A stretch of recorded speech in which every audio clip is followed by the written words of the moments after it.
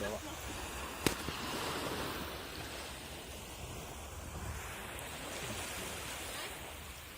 Biển giả.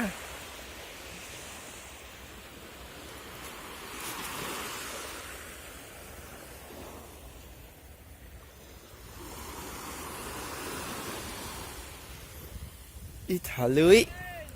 Hôm nay đi biển. Ông ở quậy luôn ơi.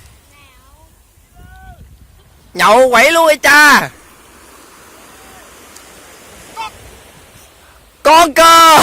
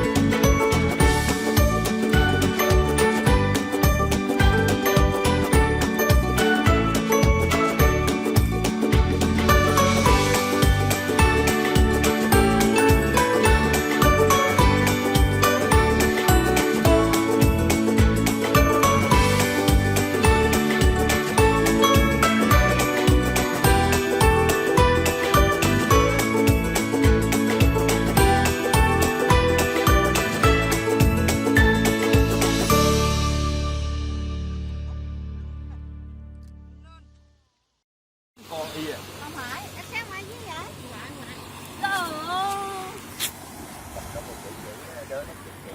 Hai con à. Có cam nó biết không? Mất rồi. Không có một con luôn á. Cái gì vậy? Tốt tổ. Tốt tổ. Nó bự hơn mấy bữa. Phải. Cá sao còn đeo trong bơ. Con cá biển á trời. Bạc má là sao á? Phải. Lan tiêu bạc má hả? Phải. Nó nâu lẫy mà mình cắt nó mặn luôn á. Còn nó làm nâu nó ngọt quá. Nó ngọt bút y vai à. Ngày mai nó ngọt ra. Là. Giống như người thầy Dương á. Chụp chưa? Rồi quay giờ chụp cho.